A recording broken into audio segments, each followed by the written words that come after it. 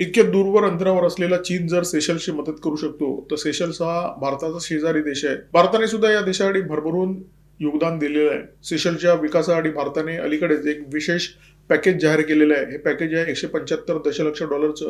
या पॅकेजच्या माध्यमातून सेशल्समध्ये सरकारी निवासांची निर्मिती केली जाणार आहे. वाहतूक व्यवस्था असो किंवा पायाभूत सुविधा असो, त्या सुधारण्यासाठी प्रयत्न केले जाणार आहेत.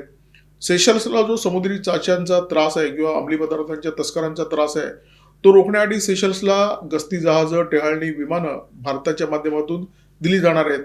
सेशल्सच्या तटरक्षक दलाला प्रशिक्षण देण्याचं काम सुद्धा भारताकडून सुरू असतं. सेशल्सच्या नौदलाच्या जहाजांची दुरुस्ती सुद्धा भारतामध्येच करण्यात येत असते. भारत जेव्हा एखाद्या देशाबरोबर मैत्री करतो, तेव्हा भारत फक्त त्या देशाला मदत करत नाही. भारत त्या देशाला मजबूती सुद्धा देण्याचं काम करतो, सक्षम बनवण्याचं काम करतो. सेशलबाबत भारत तेच करतोय. भारताने UPI पेमेंट सिस्टीम विकसित केलेली आहे. अनेक देशामध्ये सुरू सुद्धा झालेली आहे. भारतामध्ये डिजिटल गव्हर्नन्स खूप मोठ्या प्रमाणात आहे.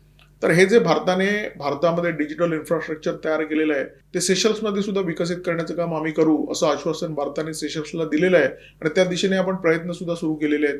सेशल्सच्या फक्त तटरक्षक दलाला भारताकडून प्रशिक्षण दिलं जातं असं नाहीये. तिथल्या प्रशासकीय अधिकाऱ्यांना, तिथल्या लष्कराच्या अधिकाऱ्यांना, तिथल्या नौदलाच्या अधिकाऱ्यांना भारताच्या मार्फत प्रशिक्षण दिलं जातं.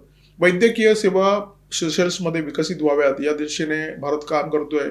तिथे रुग्णवाहिका असो किंवा वैद्यकीय सेवा असो, या सुधारण्याच्या दिशेने भारताने सेशल्सला प्रचंड मोठ्या प्रमाणामध्ये मदत केलेली आहे.